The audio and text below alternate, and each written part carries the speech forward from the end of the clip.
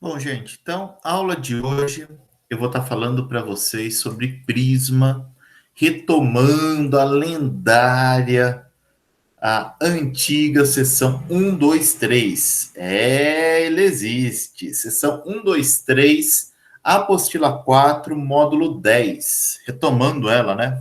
Um pouco atrasada, mas vamos lá, vamos retomar. Gente, como a gente havia já. Quanto gente, né?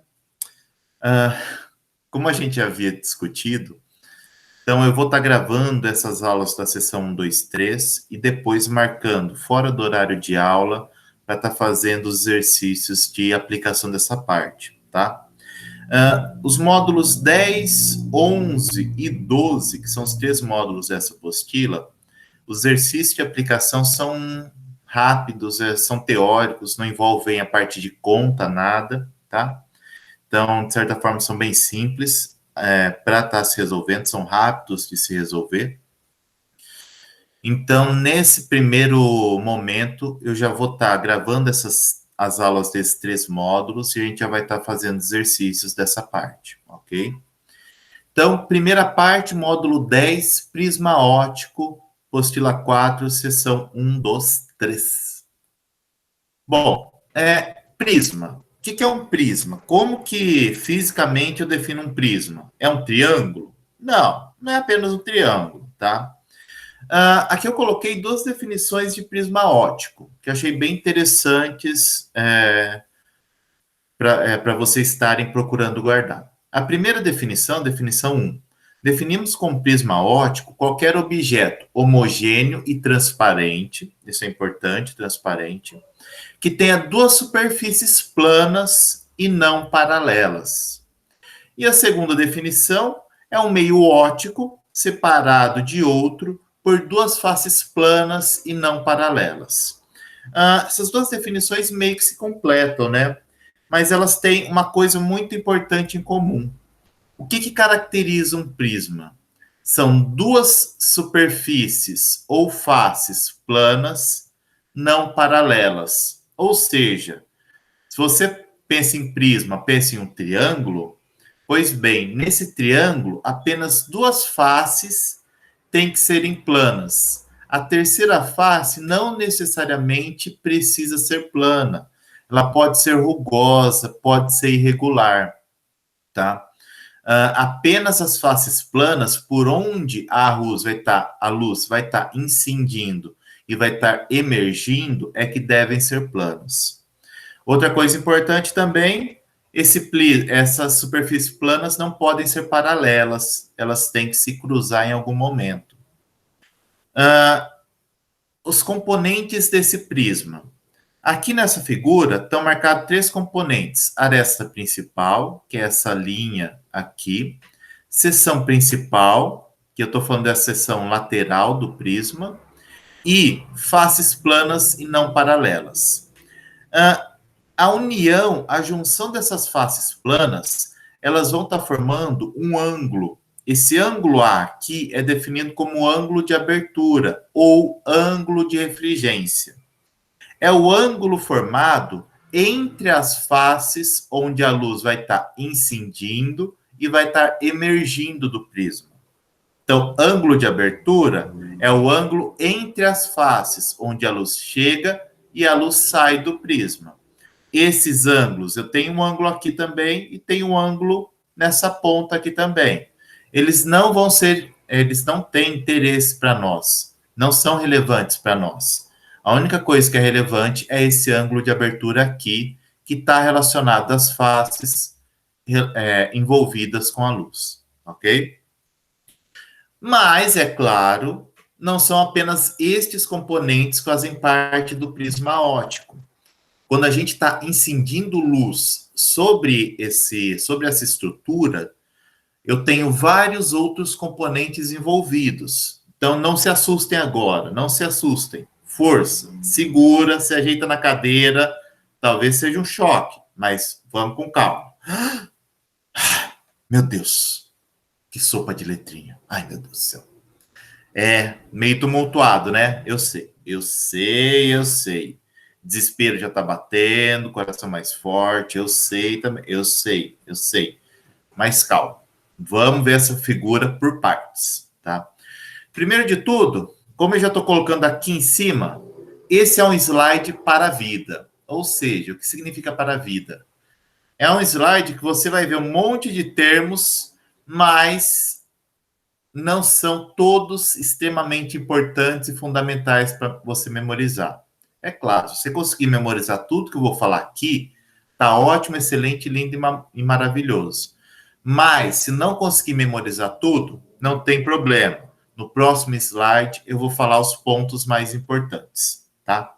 Então, aqui, vamos ver o que acontece quando a luz está atravessando um prisma. Então, acompanhe o mouse.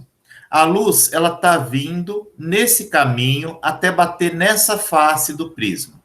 Essa face eu vou estar chamando de primeira face. E esse ângulo formado é o ângulo de incidência da primeira face, I1.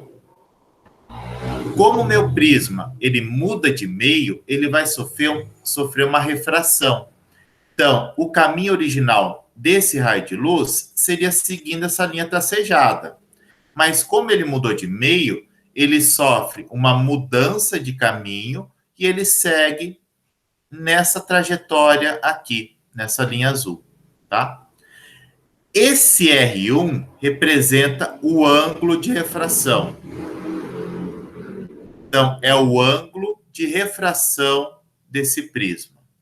Esse delta1 representa o ângulo de variação do raio de luz em relação à sua trajetória original.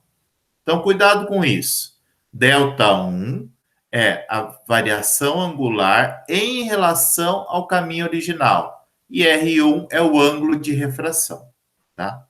Aí o raio de luz vai seguindo, feliz e contente, por dentro do prisma, tum. Bateu na segunda face do prisma.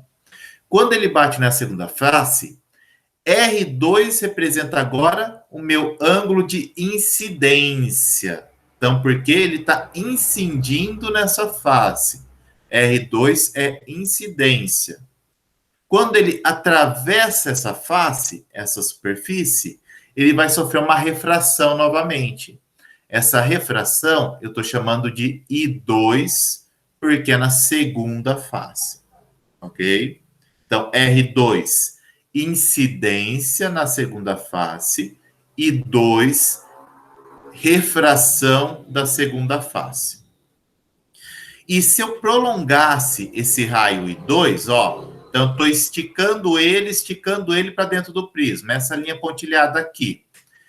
O desvio de I2 em relação a esse raio aqui, eu estou chamando de delta 2. Tá? Então, delta 2 é o desvio desse prolongamento de I2 em relação ao raio incidente. Tá?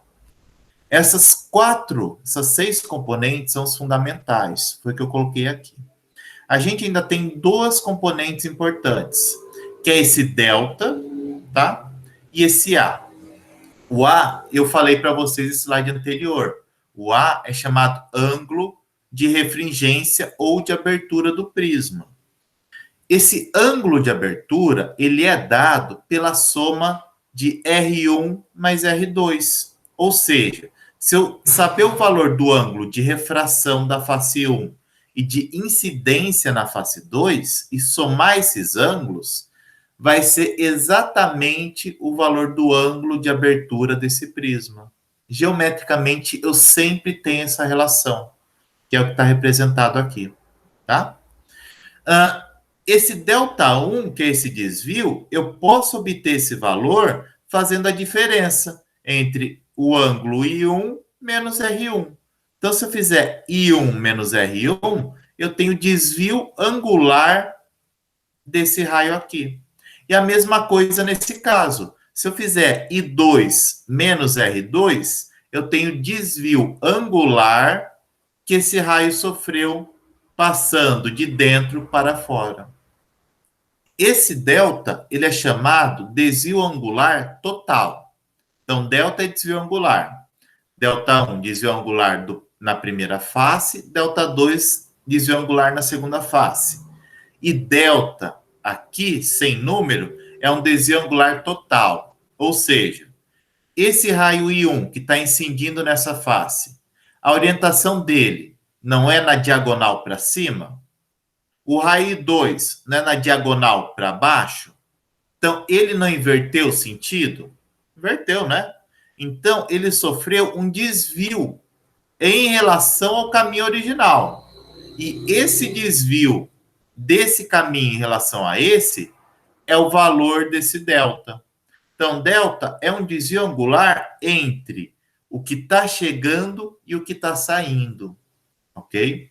E esse delta eu calculo como? Eu faço I1 mais I2 menos o A, o ângulo de abertura desse meu prisma. Quanta informação, né? Quanta informação. Seria bom memorizar tudo isso. Mas se não conseguir memorizar tudo isso, então na prática, o que você precisa saber? Você precisa saber duas coisas por obrigação. Primeiro, esse ângulo de abertura aqui, ele é calculado como sendo R1 mais R2. Então, na prática, você precisa saber que A é igual a R1 mais R2. E segundo, que o delta que eu falei, aqui eu estou chamando de D, que é o desvio angular total, ele é igual a I1 mais I2 menos A. Então, isso é para a vida. Mas na prática, pelo menos essas duas relações você tem que memorizar, tá? Outra coisa importante e legal de prisma. Prisma é legal. Sempre que eu tenho uma luz branca incidindo no prisma, como eu já falei lá no começo da parte ótica, a luz branca ela é um emaranhado de cores. Elas são 7 tonalidades, 7 frequências de luz que se movem pelo espaço, tudo junto e misturado.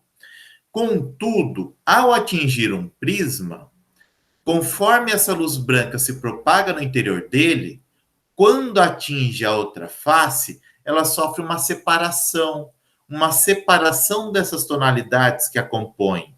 Eu tenho uma chamada dispersão luminosa. Então, a luz branca chega nessa face, conforme ela anda dentro do prisma, eu vou tendo uma separação das cores, e quando ela sai na outra face, dá para eu ver bem nítida essa separação. Vermelho, laranja, amarelo, verde, azul, anil e violeta. Essa ordem das cores é devido justamente ao efeito do índice de refração do prisma. Sempre vai partir do maior para o menor. Como que eu sei qual que é o maior e qual que é o menor, Marcelo? Violeta para vermelho. O índice de refração do violeta sempre vai ser maior que o do vermelho. Então, segue nessa ordem aqui. Vamos dizer assim, do azul mais escuro para o vermelho, né? Ó, do azul indo para o vermelho. O violeta está mais para azul do que para o vermelho, né? Então, quanto mais azul, maior o índice de refração. Quanto mais avermelhado, menor o índice de refração. Ok? Ok? Então tá. Além disso, nós temos o chamado desvio mínimo. O que é o desvio mínimo? Bom, tem o desvio total. Desvio total, então, é quanto que o raio de incidência desviou em relação ao raio que está saindo do prisma, o chamado raio de emergência. É estranho, é engraçado, mas é raio de emergência o que sai do prisma. O desvio mínimo seria a menor variação possível entre o que chega e o que sai do prisma. Isso sempre vai acontecer quando? Tá vendo esse prisma aqui? Corta esse prisma no meio. Então, vou cortar ele, ó. Acompanhe o mouse. Cortei ele no meio. Ó, cortei. Esse corte que eu fiz nele é chamado plano bissetor. Por quê? Bissetor. Dois setores. Então, tem setor da esquerda, setor da direita. Esse plano bissetor, quando ele tiver a seguinte propriedade, I1 for igual a I2, então, o ângulo de incidência for igual ao ângulo de emergência, o ângulo R1 for igual ao ângulo R2, esse raio de luz dentro do prisma, ele automaticamente, geometricamente, ele vai ser perpendicular a essa linha que divide o plano. Isso daqui é chamado raio interno. Então, esse raio interno, essa propagação do raio de luz, for perpendicular ao plano bissetor, eu vou ter o desvio mínimo. Como que eu calculo? O que é interessante para nós esse desvio mínimo? Bom, o que vai mudar? Primeiro, vai mudar a questão do ângulo de abertura do prisma. Então, o ângulo de abertura ele passa a ser definido como sendo 2 vezes R, né? Antes, o ângulo de abertura não era R1 mais R2? Se R1 é igual a R2, o A é igual a 2 vezes R. Né? Meio lógico. E esse desvio mínimo, o que vai ser? O desvio total não era I1 mais I2 menos A? Agora, como é o desvio mínimo, I1 é igual a I2. Ou seja, delta é igual a 2I menos A. Então, quando eu vou calcular o desvio mínimo, toma só cuidado com esse detalhe, tá? Eu tenho uma igualdade dos ângulos. Os ângulos externos são iguais e os ângulos internos são iguais também. Ok? Tem uma igualdade. Todos os ângulos internos são iguais e todos os ângulos externos são iguais. Beleza? Beleza? Então tá. Prisma de reflexão total. Esse tipo de prisma, ele é muito utilizado, ele é utilizado na parte de instrumentos ópticos, como a gente vai ver mais para frente, que é umas 2 aulas, 1 aula, 2 aulas. Os instrumentos ópticos, binóculo, luneta, algumas lunetas, não todas, mas algumas lunetas, máquinas fotográficas, entre outros, utilizam esse esquema de prisma, o chamado prisma de reflexão total. O que significa um prisma de reflexão total? É um prisma que, quando a luz entra dentro dele, ela sofre uma reflexão na segunda face. Então, ela entra no prisma, é refletida dentro dele e jogada em uma outra direção. Então, não ocorre passagem da luz de um meio mais refringente para um meio menos refringente, tá? Nesse caso aqui, o ângulo limite é o ângulo para o qual um raio de luz incidente refrata e sai paralelo à superfície por onde entrou. Como que eu calculo esse ângulo limite? Esse ângulo limite eu calculo utilizando lá a lei de Snell, que a gente viu há muito tempo atrás.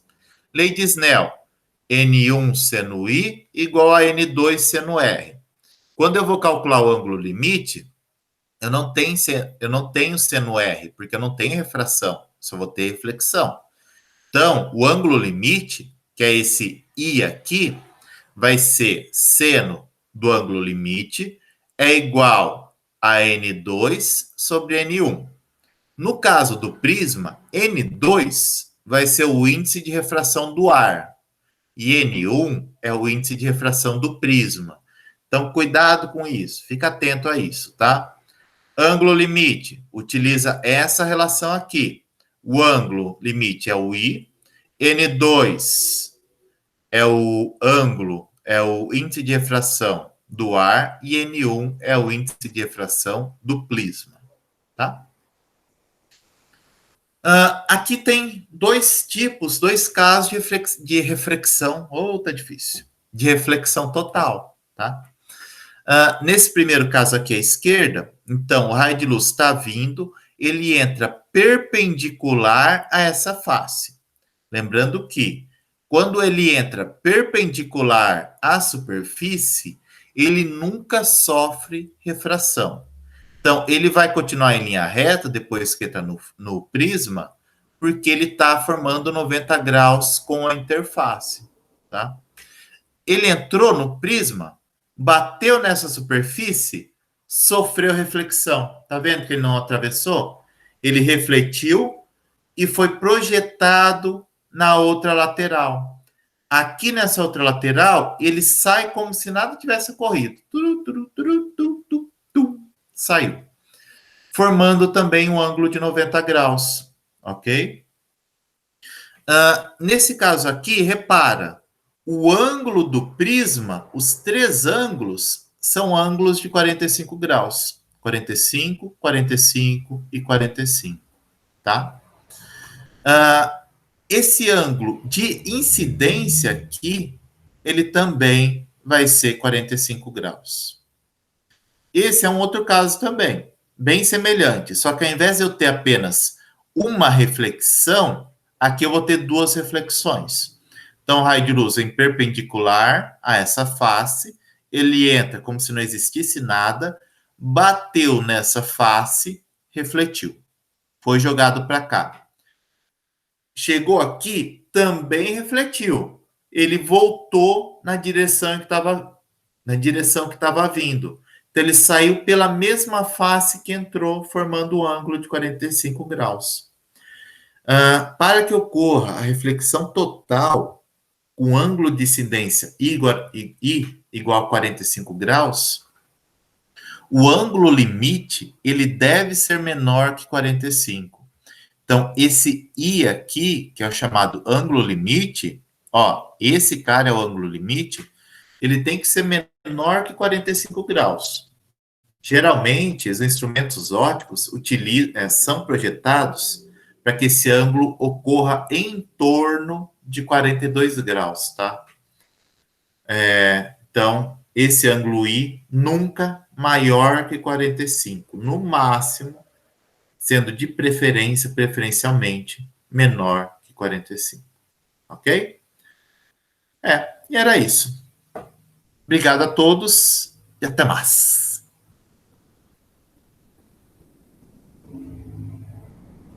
Deixa eu parar. Parou.